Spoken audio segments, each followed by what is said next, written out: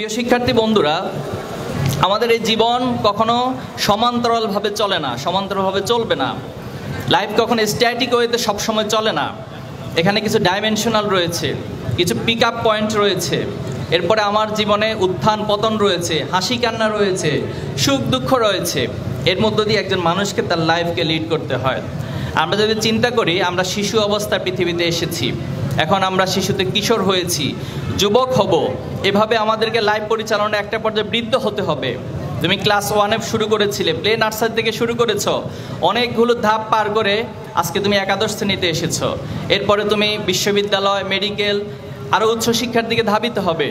একটা সময় তুমি শিক্ষা জীবন শেষ করবে, ক্যারিয়ার প্রফেশনাল লাইফে যুক্ত হবে। এরপরও তোমাকে একটা জায়গায় গিয়ে একটা এন্ডিং পয়েন্টে পৌঁছতে হবে। এই যে লাইফের আমাদের উত্থান এবং পতন, এবং আমাদের উত্থানের মধ্য দিয়ে আমরা আমাদের এই জীবনকে পরিচালনা করি এবং জীবনের সর্বোচ্চ অর্জনগুলো করার জন্য আমরা চেষ্টা করি। তোমরা নিঃসন্দেহে অবগত আছো, 2025 সালে তোমরা যারা এসএসসি পরীক্ষা দিয়েছিলে, প্রায় 19 লক্ষ শিক্ষার্থী এসএসসি পরীক্ষা দিয়েছ, কিন্তু সেখান থেকে পাশ করেছে 16 লক্ষ। এর মধ্যে আবার A+ পেয়েছে 1,39,000। কিন্তু তোমরা অবাক হবা, এবং তোমরা নিঃসন্দেহে এই পরিসংখ্যান জানো যে বাংলাদেশের সবগুলো পাবলিক বিশ্ববিদ্যালয় মেডিকেল যোগ করলে সেখানে সিট সংখ্যা দাঁড়ায় 61,000 সামথিং। তাহলে তুমি দেখো, যারা A+ পেয়েছো তোমরা, তাদের জন্য পরবর্তী ধাপে গিয়ে তুমি তোমার কাঙ্ক্ষিত বিশ্ববিদ্যালয় বা মেডিকেলে পড়ার জন্য সবাই সুযোগ পাচ্ছে না। তাহলে কারা সুযোগ পাবে? যারা এই পরবর্তী ধাপটাকে এখন থেকে স্বপ্ন দেখবে, যারা অনেক বেশি সিনসিয়ার থাকবে, যারা অনেক বেশি নিজেকে কম্পিটিশনের জন্য যোগ্য করে গড়ে তুলবে, তারাই পরবর্তীতে সেই জায়গাগুলোতে চান্স পাবে। এরপরে তুমি বিশ্ববিদ্যালয়, মেডিকেলে চান্স পাওয়ার পর তোমার একটা সুন্দর ক্যারিয়ার গড়ে উঠবে, এবং যে ক্যারিয়ারের মধ্য দিয়ে তুমি এই সমাজে সম্মানের সাথে একটা পজিশন হোল্ড করবে। আমরা বিশ্বাস করি তোমরা এখানে যারা আছো, তোমরা সেই কাঙ্ক্ষিত সম্মান এবং কাঙ্ক্ষিত ক্যারিয়ারের দিকে ধাবিত হবে ইনশাল্লাহ। এখন আসো যে আমি আসলে কোথায় যাব? আমি কি মেডিকেলে যাব, না ইঞ্জিনিয়ারিংয়ে যাব, নাকি আমি বিশ্ববিদ্যালয়ে যাব, নাকি আর্টসের কোনো সাবজেক্টে যাব, নাকি বিজনেস স্টাডিজের কোনো ক্যারিয়ারে আমি যাব? সে জায়গা থেকে তুমি তোমার নিজের প্রতিভাকে খুঁজে বের করার চেষ্টা করবা।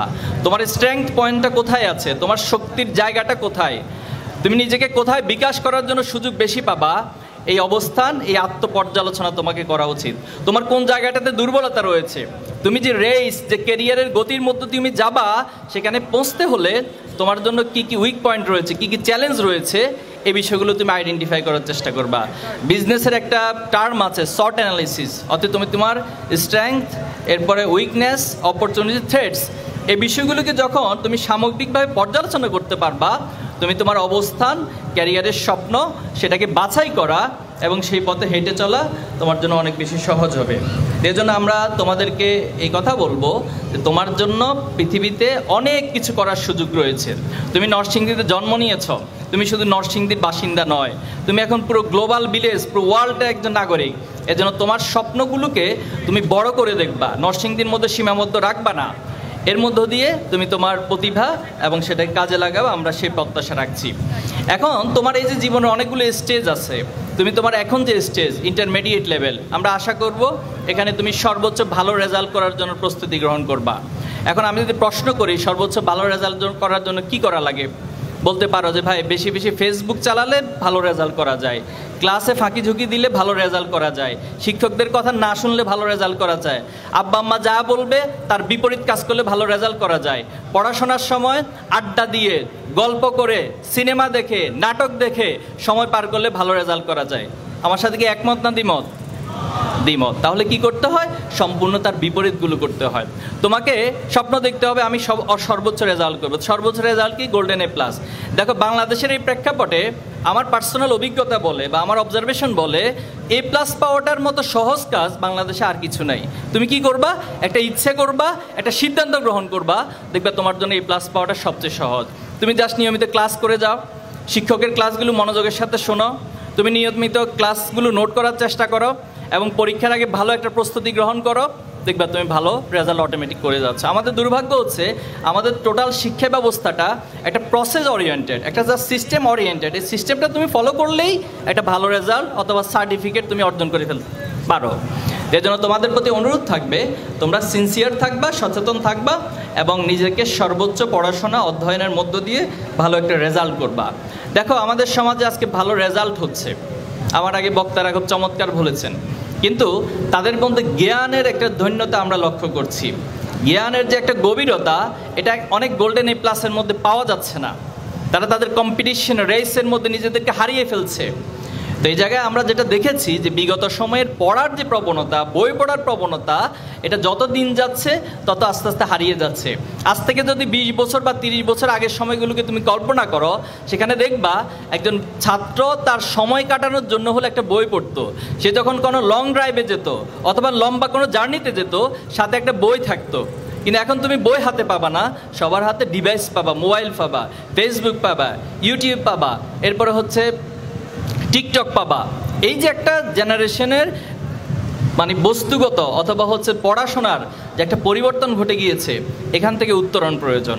আমরা তোমাদেরকে বলবো সবসময় ব্যাগের মধ্যে অথবা হাতের মধ্যে একটা বই রাখার চেষ্টা করবা, সুযোগ পেলে বইটা পড়ার চেষ্টা করবা। ছাত্র শিবির আমরা একটা উদ্যোগ গ্রহণ করেছি যে রিডিং মুভমেন্ট নামে একটা মুভমেন্ট চালু করব এবং আগামী 20 বছর ব্যাপী আমরা এই মুভমেন্ট নিয়ে কাজ করব। 20 বছর পর এই সমাজের টোটাল জেনারেশনের মধ্যে, সকল বয়সের মধ্যে বইটা এমন একটা অবস্থানে যাবে যে খাওয়া দাওয়া যেমন আমার নিয়মিত রুটিন হয়ে যাবে, আমার গোসল করা, ব্যক্তিগত কাজগুলো যেমন একটা নিয়মিত রুটিন হয়ে যাবে, বই পড়াটাও একজন শিক্ষার্থীর জন্য অথবা সমাজের জেনারেশনের জন্য একটা অভ্যস্ততা এবং নিয়মিত রুটিনে পরিণত হবে। তো আমরা সেই আন্দোলন শুরু করব ইনশাল্লাহ, এবং তোমরাও ধাপে ধাপে আশা করি সেই আন্দোলনে সম্পৃক্ত হবে এবং সমাজের প্রত্যেক স্টেক্সকে আমরা সেখানে অন্তর্ভুক্ত করতে চাই। পাশাপাশি আমরা সরকার সহ সমাজের যত ভিত্তিশ্রেণী আছে, সবাইকে আমরা ইনশাআল্লাহ অন্তর্ভুক্ত করব। আশা করি এর মধ্য দিয়ে একটি পড়ুয়া অথবা একটি পাঠক সমাজ, একটি পাঠক জেনারেশন আমরা তৈরি করতে পারবো। দেখো পৃথিবীকে যদি তুমি নেতৃত্ব দিতে চাও, পৃথিবীতে নবী আলাইহিস সালাম ছিল নেতাদের মধ্যে সবচেয়ে সেরা। প্রত্যেক নবী আলাইহিস সালামকে আল্লাহ তাআলা ইলম ওয়াল হিকমা, জ্ঞান এবং প্রজ্ঞা দান করেছেন। তুমি যদি পৃথিবীকে নেতৃত্ব দিতে চাও, তাহলে পড়ার গভীরতা, জ্ঞানের গভীরতা ব্যতীত কখন নেতৃত্ব দেওয়া যায় না। আমরা তালুত, সূরা বাকারার তালুতের একটা আলাপ এসেছে, আলোচনা এসেছে, তোমরা যারা জানো তোমরা একটু পড়ে নিবা। যখন তালুতকে নেতা হিসেবে আল্লাহ তাআলা মনোনীত করলেন, তখন তার সম্প্রদায়ের সবাই প্রশ্ন করলো যে তালুতের কি যোগ্যতা রয়েছে, সে আমাদের নেতা কেন হবে? তখন আল্লাহ তাআলার পক্ষ থেকে বলা হলো বাস্তাতাম ফিল ইলমি ওয়াল জিসম, যে তাকে জ্ঞান এবং শারীরিক শক্তি দিয়ে সমৃদ্ধ করা হয়েছে, এজন্য সে তোমাদের নেতা হিসেবে আবির্ভূত হয়েছে। ইউসুফ আলাইহিস সালামের ঘটনা জানো, একটা ঘটনার প্রেক্ষিতে যখন ওনাকে কারাগারে বন্দী করা হলো, তখন সেখানকার যিনি রাজা ছিলেন তিনি তখন দেখলেন একটি স্বপ্ন, এবং সেই স্বপ্নের ব্যাখ্যা ইউসুফ আলাইহিস সালামের মাধ্যমে এসেছে। আসার পর ইউসুফ আলাইহিস সালাম বললেন যে স্বপ্নের ব্যাখ্যা হলো আগামী দিনে একটি দুর্ভিক্ষ হতে যাচ্ছে এই রাজ্যে। ইউসুফ আলাইহিস সালাম শুধু দুর্ভিক্ষের কথা বলে থেমে যায়নি, বরং দুর্ভিক্ষকে কিভাবে সমাধান করতে হবে, দুর্ভিক্ষের সমাধান কিভাবে হতে পারে সেটার একটা ডিজাইন দাঁড় করিয়েছেন, এবং এর মধ্য দিয়ে ইউসুফ আলাইহিস সালামের জ্ঞান এবং বিচক্ষণতা ফুটে উঠেছিল। এজন্য আমরা তোমাদেরকে অনুরোধ করব, সত্যিকার অর্থে যদি আমরা এই সমাজকে পরিবর্তন করতে চাই, পৃথিবীতে সৎ মানুষের নেতৃত্ব প্রতিষ্ঠা করতে চাই, তাহলে আমার সামনে যারা বসে আছে এই ভাই এবং বোনদেরকে পড়াশোনার প্রতি অধ্যবসায়ের প্রতি অনেক বেশি সচেতন এবং অনেক বেশি তাদেরকে সে জায়গাতে মনোযোগ দিতে হবে। পারা যাবে ইনশাআল্লাহ। আরেকটা হাদিসে এসেছে যে তুমি যখন কোনো সমুদ্রের মধ্যে নিজের আঙ্গুলকে ডুবিয়ে উত্তোলন করবা, তোমার আঙ্গুলের মাথায় যতটুকু পানি থাকে, আমাদের এই দুনিয়ার জীবনটা হচ্ছে পরকালীন আখিরাতের জীবনের তুলনায় ঠিক ততটুকু সামান্য পানি যতটুকু আঙ্গুলের মধ্যে উঠে।